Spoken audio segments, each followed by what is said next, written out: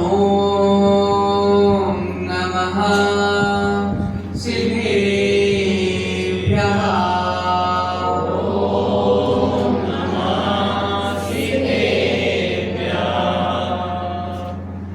श्वासे श्वास में तुम्हें बसाए हे जिनवाणी माँ। बारे बारे हम शीश झुकाए हे जिनवाणी माँ। ग्वाले को भी कुंदे कुंदे सा संत बनाती माँ। ग्रंथ सिखानी रे ग्रंथ बना अरिहंत बनाती माँ। हमें सब श्रोता सुनने आए श्री जिनवाणी माँ। बारे बारे हम शीश झुकाए हे जिनवाणी माँ। मेरे पवित्र मन में गुरुदेव आओ। मैं शास्त्र वाचन करूं प्रतिभा जगाओ। अरिहंत भाषित सभी श्रुत देवताओं। क्या बोलना अब मुझे तुम ही बताओ। क्या बोलना अब मुझे तुम ही बताओ। जय बोले पंच परमेश्वरी भगवान की जय। जय बोले मूलनायक अतिशयकारी कुंथुनाथ भगवान की जय। जय बोले वर्तमान शासन नायक भगवान महावीर स्वामी की जय। जय बोले परम पूजनीय गुरुनाम गुरुदेव समाधि सम्राट आचार्य भगवत विराट सागर मुनि महाराज की जय। जय बोले परम पूजनीय वर्तमान पट्टाचार्य आध्यात्म योगी आचार्य भगवान श्री विशुद्ध सागर जी मुनि महाराज की जय। जय बोले परम पूजनीय दीक्षा प्रदाता अमृत प्रदाता आचार्य भगवंत विभव सागर जी मुनि महाराज की जय। अहिंसामय विश्व जैन धर्म की जय। द्वादशांग जिनवाणी माता की जय। परम पूज्य मुनि श्री श्याम सागर जी मुनि महाराज की जय। मुनि संघ की जय। प्रियात्मन,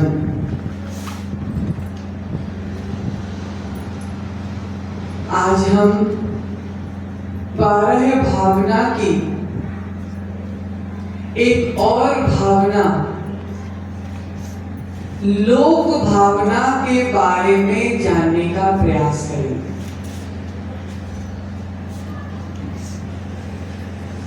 आचार्य भगवंत लिख रहे हैं कि जो संतान मां को सुख देता है वास्तव में वही संतान है। जो संतान माता को सुख देता है वास्तव में वही संतान है। जो शिष्य गुरु को सुख देता है वास्तव में वही शिष्य सच्चा शिष्य है। क्या बोल रहे हैं? संतान वही है जो माता को सुख दे, शिष्य वही है जो गुरु को सुख दे, और जिनवाणी वही है जो आत्मा को सुख दे। संतान माता को सुख देता है, शिष्य गुरु को सुख देता है, और जिनवाणी आत्मा को सुख देता है। प्रियात्मन, आचार्य भगवंत कह रही हैं लोक भावना के संदर्भ में कि जिस लोक को हम लोक समझ रहे हैं वास्तव में सच्चा लोक वो नहीं है। जिस लोक को हम समझ रहे हैं लोक, जिस लोक में हम रह रहे हैं वास्तव में वह सच्चा लोक नहीं है। वास्तव में तो सच्चा लोक हमारे भीतर बैठा है। वास्तव में सच्चा लोक हमारे भीतर बैठा है। निश्चय नय से हमारी आत्म लोक ही हमारा सच्चा लोक है।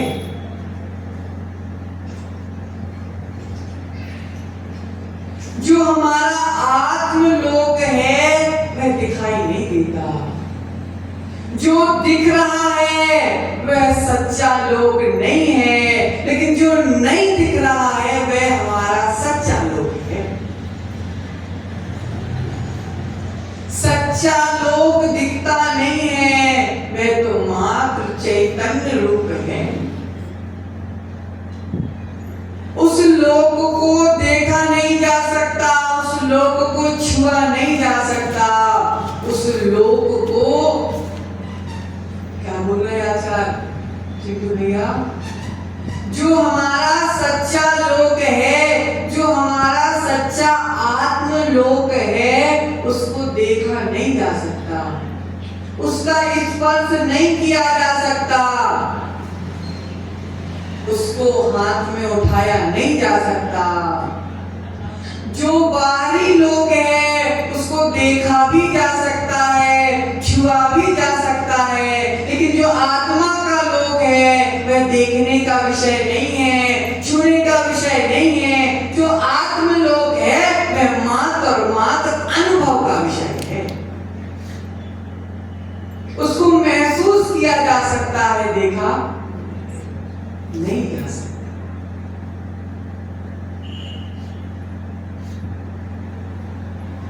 हम बाहर के लोक को सच्चा लोक मान रहे हैं।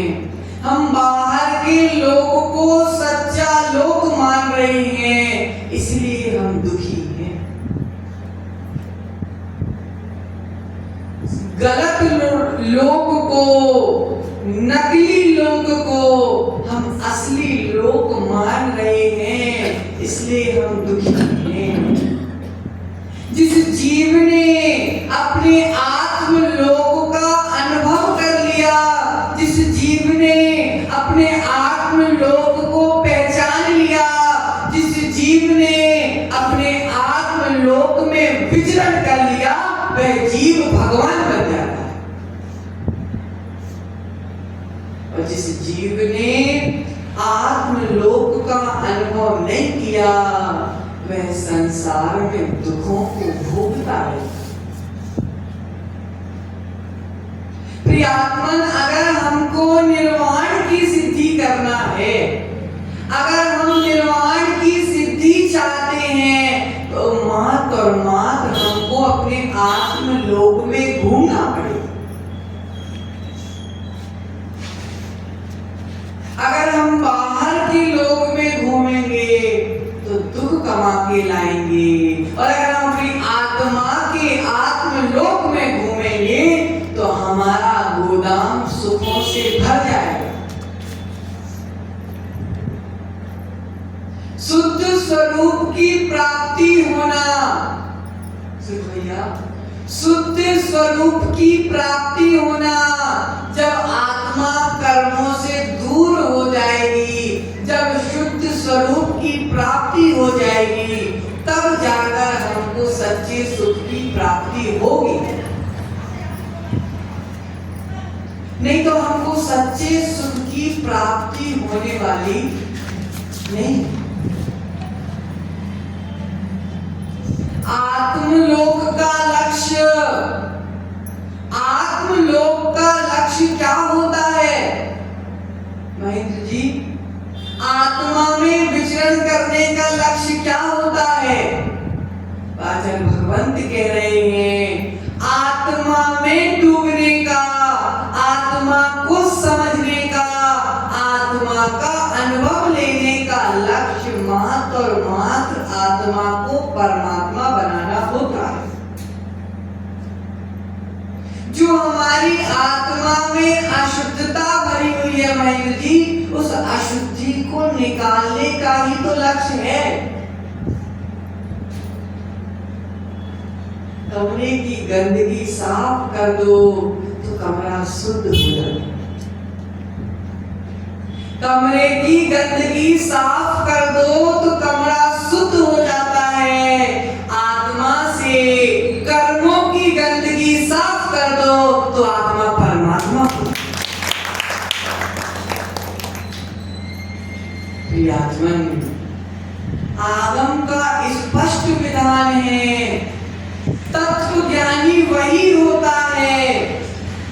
संयम, तत्व ज्ञानी वही होता है जो सत्य को पहचानता है।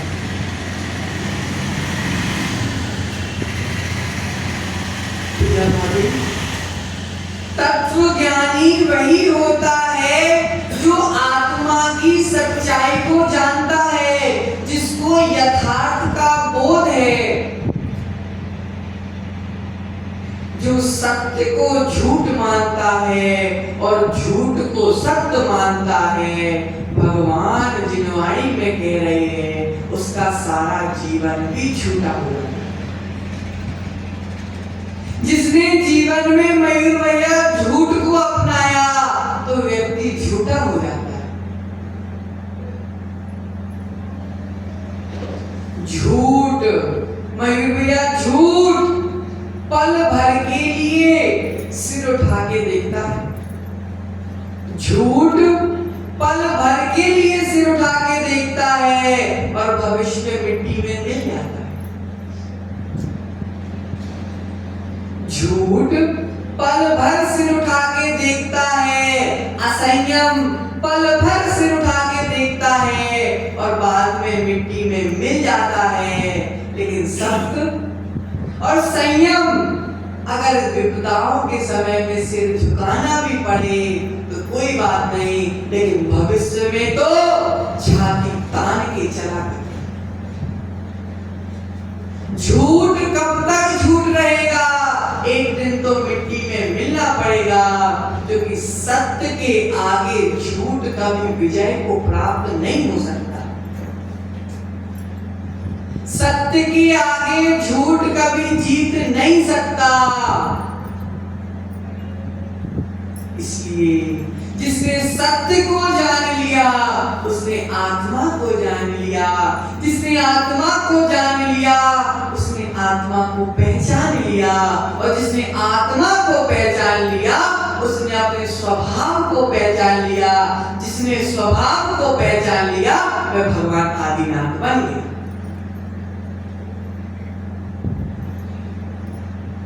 प्रियात्मन, वास्तव में हमारा हितकर कौन है? वास्तव में हमारा हितकर कौन है? माता नहीं है। इस लोक में हमारा हितकर हमारी माता नहीं है। हमारे पिता हमारे हितकर नहीं है। माता पिता क्या चाहते?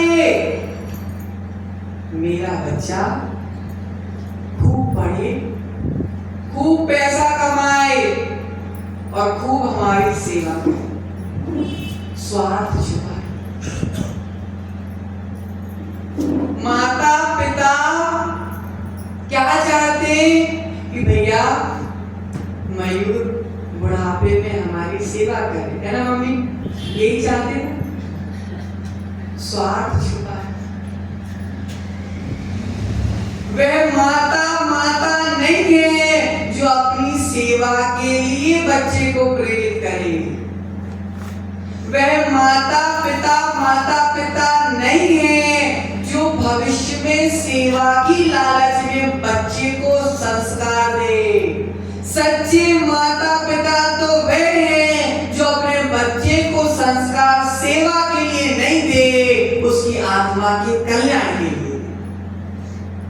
सच्ची माता बच्चे को संसार में नहीं फंसाती।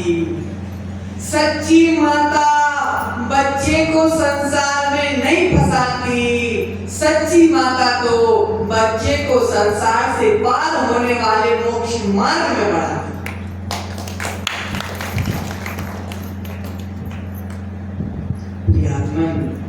वास्तव में वही अपना हित कर पाता है जो अपनी आत्मा को पहचानता। जीव अपने अशुभ भावों के कारण, भैया, जीव अपने अशुभ भावों के कारण नरक गति, तिर्यंच गति में पहुंच जाता है। जीव अपने शुभ भावों के कारण मनुष्य गति एवं देव गति को प्राप्त करता है और अपने मनुष्य अशुभ के कारण, अशुभ भावों के कारण तिर्यंच और नरक गति के चक्कर लगाता है। शुभ भावों के कारण देव गति और मनुष्य गति में पहुंच जाता है और मनुष्य अपने शुद्ध भावों के द्वारा मोक्ष को।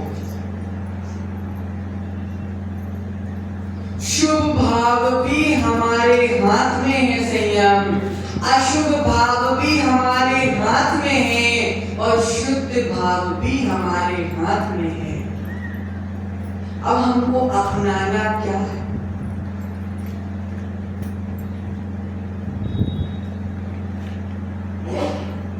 अशुभ भाव करोगे तो भी संसार में, शुभ भाव करोगे तो भी संसार में, और अगर शुद्ध भाव करोगे तभी संसार से उठकर मोक्ष को। प्रियात्मन, बाहरी लोक के चक्कर लगाना हो तो इस बाहरी लोक का चक्कर लगाना है तो जो अभी कर रहे हो करते रहो। क्या कह रहे हैं? बाहरी लोक का चक्कर लगाना है तो जो अभी कर रहे हो वह करते रहो, लेकिन आत्मलोक के चक्कर लगाना है तो जो अभी तक करते आए हो उसको अब मत करो। क्या कह रहे हैं आचार्य भगवान? संसार में अगर घूमना है दादी, संसार में अगर घूमना है तो अभी तक जो करते आ रहे हो वो करते रहना। अनादि काल से शादी करते आ रहे हो करते रहना। अनादि काल से मोह राग द्वेष करते आ रहे हो करते रहना। अनादि काल से संतान को जन्म देते आ रहे हो देते रहना। संसार से पार नहीं हो पाओगे। लेकिन जो अनादि काल से नहीं किया अर्थात आत्मा के स्वभाव को नहीं पहचाना, अगर तुमने आत्मा के स्वभाव को पहचान लिया, आत्मा से कचरा निकाल कर फेंक दिया तो एक दिन तुम दादी नहीं तुम भगवान बन जाओ।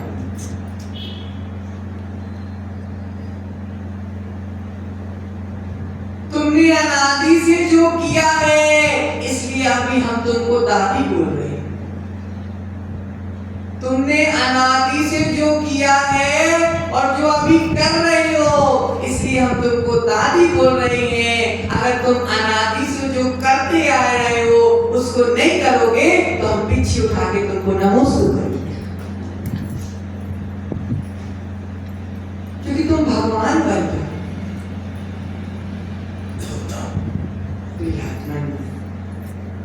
बाहरी लोक हमारा नहीं है, बाहरी लोक हमारा नहीं है, आत्मा का लोक हमारा। अनादिकाल से कर्मों को ढोकर, भाभी, अनादिकाल से इस कर्मों को ढोकर कभी स्त्री बनी तो कभी स्त्री पुरुष बनी, संयम। कभी स्त्री बने, कभी पुरुष बन गए, कभी खोटे भावों के कारण नपुंसक बन गए। जिस संसार में आज हम पैसों का अभिमान लेकर घूम रहे हैं, जिस संसार में हम रूप का अभिमान लेकर घूम रहे हैं, ध्यान रखना अच्छे रूप वाले की भी अंत में दुर्दशा वही होती है जो बदसूरत। रूपवान की राख रूपवान नहीं होती और कुरूप की राख कुरूप नहीं होती। राख तो एक सी होती है, लेकिन जो रूपवान बनकर आत्मा के स्वरूप को पहचानता है, उसकी राख तो एक सी रहती है, लेकिन अपने वैरागों को लेकर वह ऊपर पहुंच जाता है। रागी की शुद्ध भैया, रागी की भी राख एक सी होती है, वैरागी की भी राख एक सी होती है। रागी की भी राख एक सी होती है, वैरागी की भी राख एक सी होती है, लेकिन रागी की गति दुर्गति होती है और वैरागी की गति सुगति होती है। राख को नहीं देखना, राख को नहीं देखना, परिणामों को देखना। प्रियात्मन उठता है तो गिरने से घबराना नहीं। जो जीव संयम उठना जानता है, उठना चाहता है, तो उस जीव को गिरने से घबराना नहीं चाहिए। छोटा बच्चा जब चलने का कोशिश करता है, जब छोटी उम्र में चलने का प्रयास करता है, तो एक बार में 1000 बार गिरता है। अगर वह एक बार गिरने से घबरा जाए तो वह जीवन में कभी चल नहीं सकता। इसलिए अगर उठना चाहते हो तो गिरने से घबराना नहीं। क्या बोल रहे आचार्य भगवान? अगर उठना चाहते हो तो गिरने से घबराना नहीं, और अगर भगवान बनना चाहते हो तो विपत्तियों से घबराना नहीं। भूख लगेगी महाराज जी, ठंडी में ठंडी लगेगी, कपड़े कैसे छोड़े? 4 बार 5 बार 7 बार 10 बार खाने से भी भूख नहीं मिटती, एक बार कैसे खाके, वो भी 32 अंतरायों का पालन करने के बाद। प्रियात्मन जो उठना चाहता है तो विपत्तियों से नहीं घबराता। क्या लिखा शुद्ध भैया? हार के आगे, हार के आगे जीवन में असफल होना, जीवन में असफल होना सफल होने की निशानी है।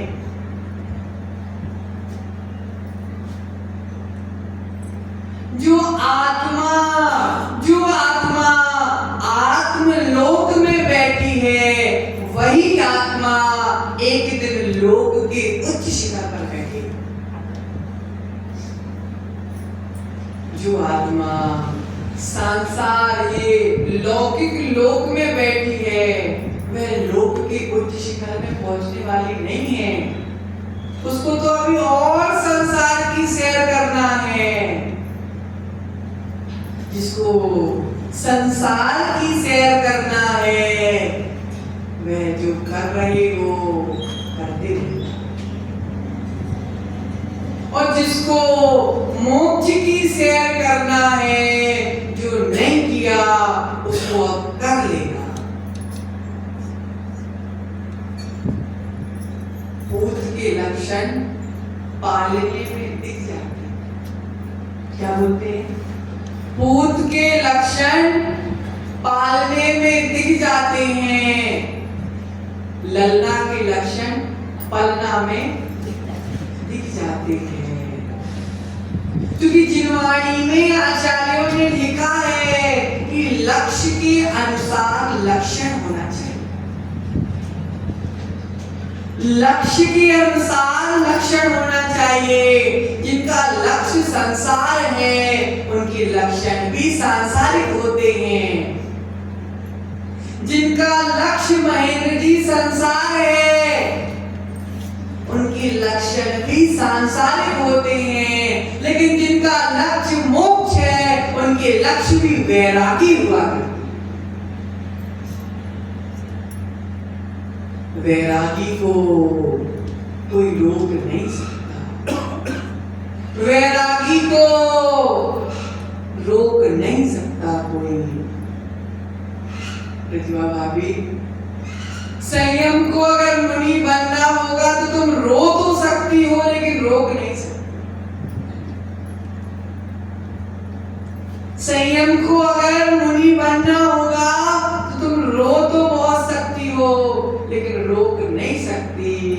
क्योंकि विधि के विधान में अगर उसको मुनि बनने लिखा है तुम कोई सी भी विधि कर लेना तो उसको रोक नहीं। और अगर उसको मुनि नहीं बनना है तो तुम कितना भी धकेल के भगा देना लेकिन उसको मुनि कोई बना नहीं सकता। निश्चय से देखा जाए जब तक उसकी प्रत्याख्याना मनन कसाय का क्षयोपशम नहीं होगा जब तक उसको मुनि कोई बना। कितने भी संस्कार दे देना लेकिन जब तक उसकी कषाय का क्षयोपशम नहीं होगा जब तक तुम उसको मुनि नहीं बना सकते। और कषाय का क्षयोपशम हो गया तुम रोक भी नहीं सकते।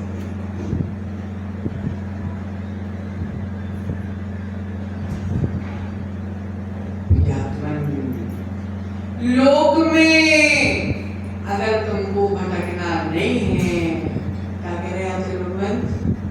अगर तुमको लोक में भटकना नहीं है तो आत्मलोक में पहुंच जाओ। अगर बाहरी लोक के तुम्हें दुखों को नहीं भोगना तुम आत्मा के अंदर चले जाओ। जो जीव आत्मा के भीतर चले जाता है उसको संसार में भटकना नहीं पड़ता। क्योंकि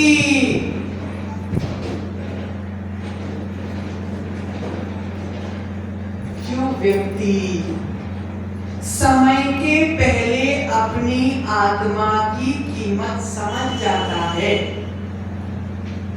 जो व्यक्ति समय से पहले अपनी आत्मा की कीमत समझ जाता है उसी की कीमत दुनिया में होती है।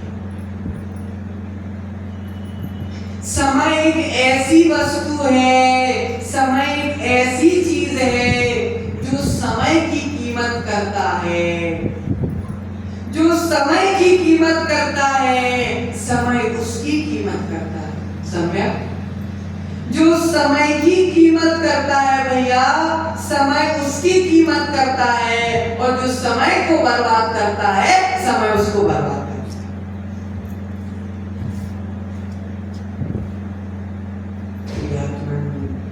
जैसा तुम समय के साथ व्यवहार करोगे वैसा ही समय तुम्हारे साथ व्यवहार।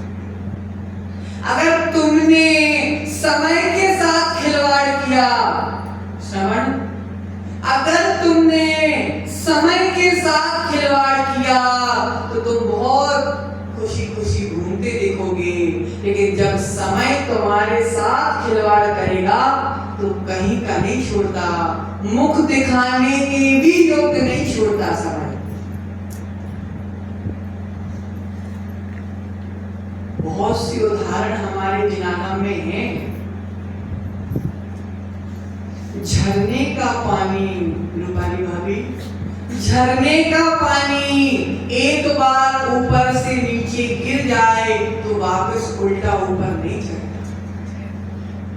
झरने का पानी एक बार ऊपर से नीचे गिर जाए तो वापस ऊपर नहीं चलता।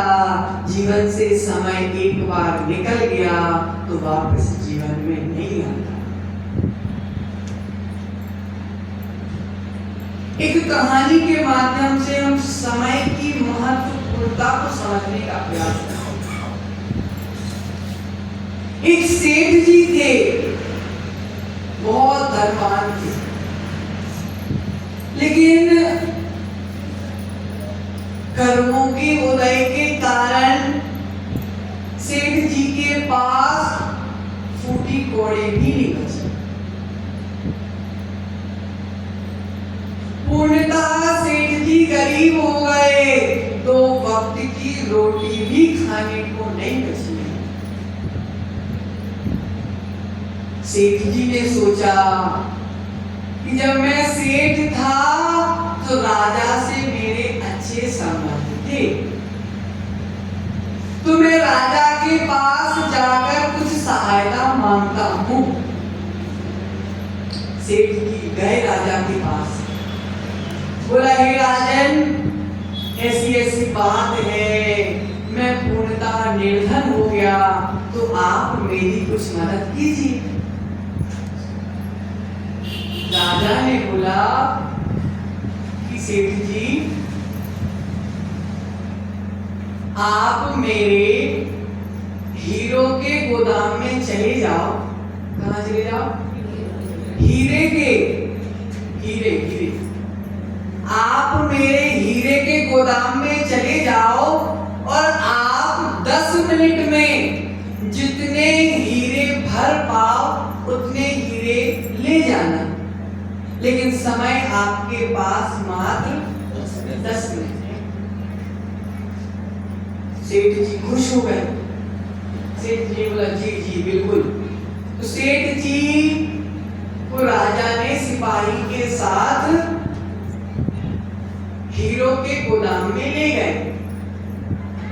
तो जैसे ही सेठ जी हीरो के गोदाम में घुसे, वहां हीरो के ढेर लगे हुए थे। सेठ जी ने सोचा 10 मिनट है, 10 मिनट में तो मैं इतना ढूंढूंगा कि मेरे कई 10 साल मेरे कई अच्छे निकल जाएंगे। लेकिन जैसे ही घुसा तो बगल में सुंदर सुंदर खिलौने रखे हुए थे। सुंदर सुंदर खिलौने रखे हुए थे।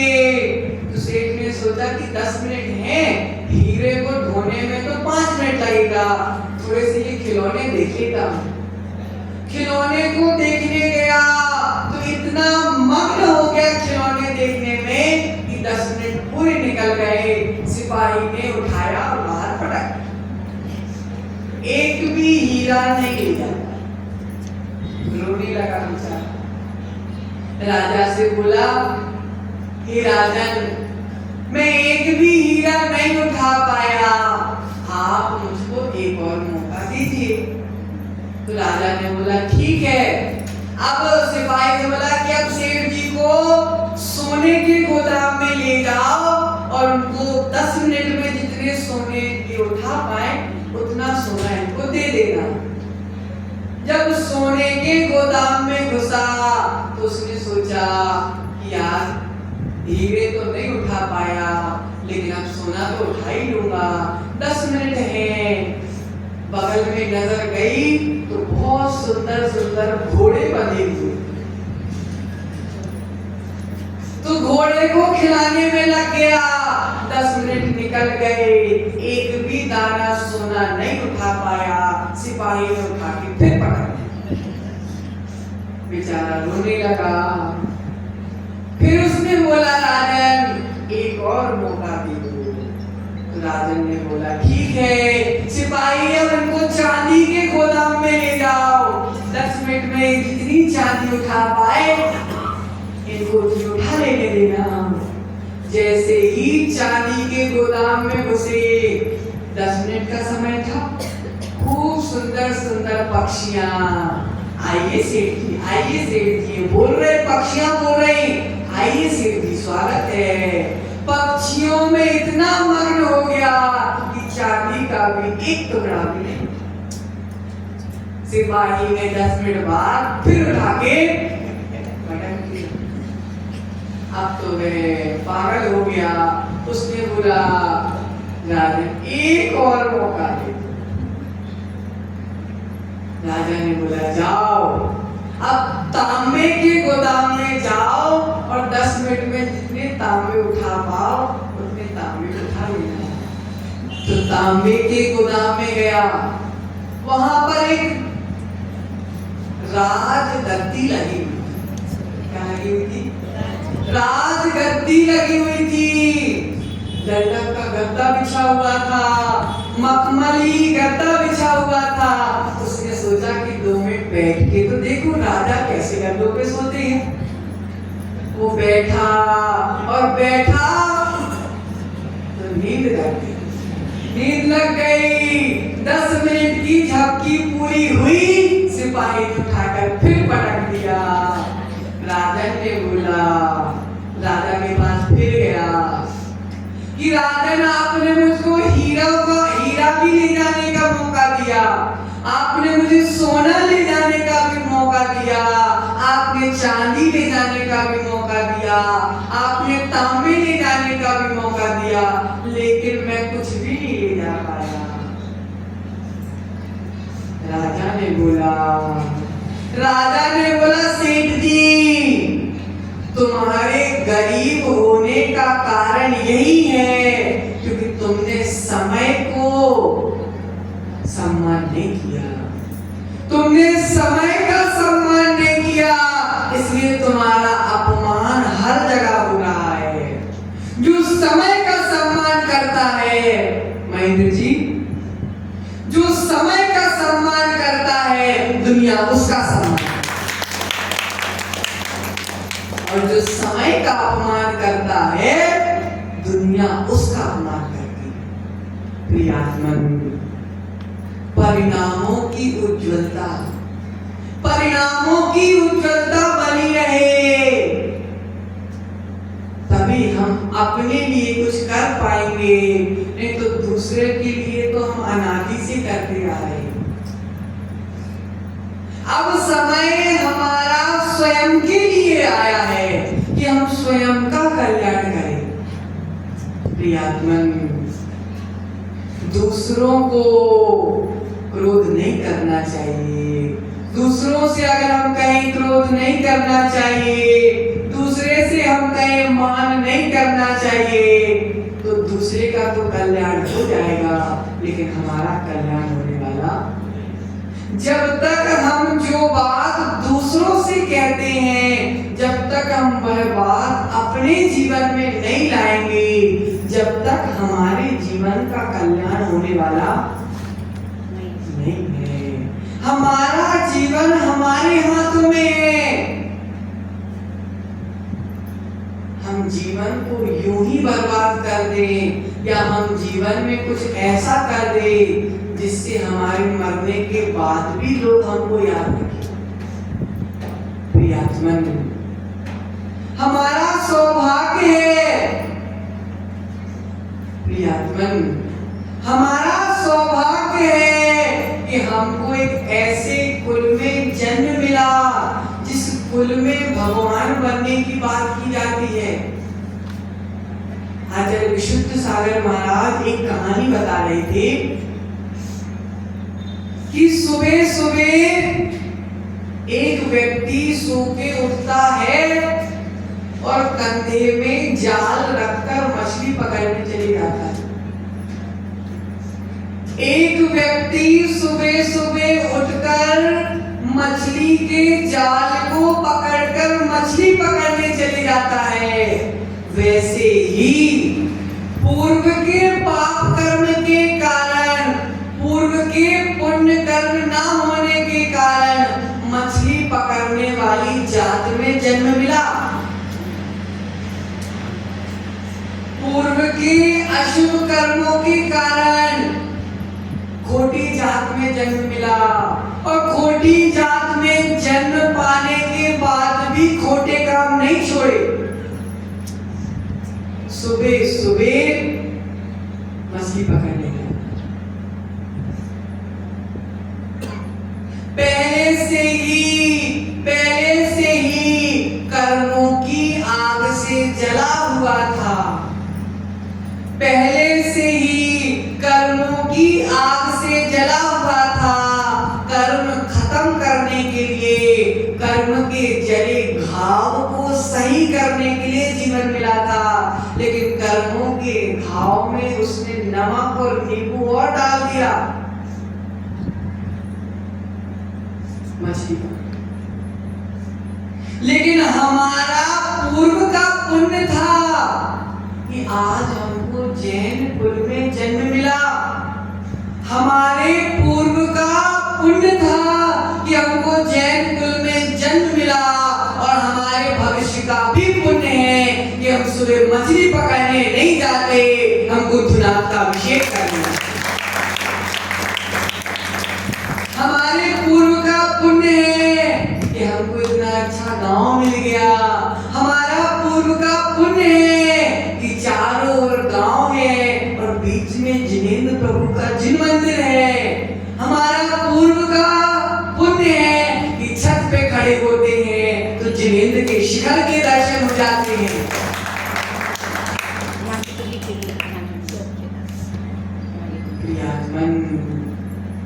ये कुसुम्बा मांगी तुंगी सिद्ध क्षेत्र की तलहटी में विराजमान है। अनंतानंत सिद्ध परमेष्टि जिस भूमि से सिद्ध हुए, ऐसी भूमि में हमको जीवन जीने का सौभाग्य मिल रहा है। पूर्व का पुण्य है हमारा। पूर्व के पुण्य से प्रतिभा भावी अच्छा परिवार मिल गया। पूर्व के पुण्य से जैन कुल मिल गया। पूर्व के पुण्य से घर के पास में मंदिर मिल गया। पूर्व के पुण्य से हाथ पैर सब अच्छे मिल गए। पूर्व के पुण्य से अभिषेक करने मिल रहा है। पूर्व के पुण्य से श्री जी का पूजन करने मिल रहा है। पूर्व के पुण्य से 4 महीने चौकी लगाने मिल रहा है। लेकिन अगर तुमने इस पुण्य का गलत फायदा उठाया, मयूर भैया, जो पुण्य का गलत फायदा उठाता है भविष्य में वह जीव पुण्य छीन हो जाता है। जो पुण्य का गलत फायदा उठाता है वह भविष्य में पुण्य छीन हो जाता है। आज जिनेंद्र भगवान का अभिषेक पूजन करने मिल रहा है। अगर पुण्य का गलत फायदा उठाया तो भविष्य में जिनेंद्र भगवान का नाम भी सुनना दुर्लभ हो जाएगा। प्रियात्मन, सारा जीवन यूं ही बर्बाद हो रहा है अश्विन भैया। बहुत कम समय बचा है। हम जितने जल्दी संयम को धारण करेंगे उतना हमारे लिए अच्छा होगा। लेकिन अगर हमने समय को ना जानकर समय बर्बाद कर दिया तो ध्यान रखना समय भी हमको बर्बाद कर देगा। जीवन धारण करके मनुष्य पर्याय प्राप्त करके, जैन कुल प्राप्त करके, क्या बोला? जीवन धारण करके, मनुष्य पर्याय धारण करके, जैन कुल उच्च कुल प्राप्त करके भी अगर तुमने संयम को धारण नहीं किया, या फिर संयम धारण करने के तुम्हारे भाव नहीं हो रहे, तुमसे बड़ा अभागा दुनिया में कोई नहीं है। तुमसे बड़ा अभागा दुनिया में कोई नहीं है। लेकिन जिसने जीवन तो मिल गया, जिस जीव को जीवन तो मिल गया, मनुष्य पर्याय मिल गई, लेकिन उच्च कुल की प्राप्ति नहीं हुई, वो भी दिगंबर मुनि को देखकर दिगंबर मुनि की बनने की भावना कर रहा है, तो तुमसे ज्यादा सौभाग्यशाली वह नीचे उच्च कुल की प्राप्ति कर कर, उच्च कुल की प्राप्ति कर कर अगर तुमने मुनि की निंदा कर दी, उच्च कुल की प्राप्ति कर कर अगर तुमने मुनि को देखकर मुख फेर लिया, जिनको देखने के लिए अनंत जन्मों के पुण्य की आवश्यकता होती है, अगर तुमने उनको देखकर मुख फेर लिया, अगर तुमने उनको देखकर घर के दरवाजे लगा लिए, ध्यान रखना तुमसे बड़ा पुण्य छीण कोई नहीं है, तुमसे बड़ा अभागा कोई नहीं है, तुमसे अच्छा तो वे है जो दिगंबर मुद्रा को देखकर रोड पर लेट जाया करता।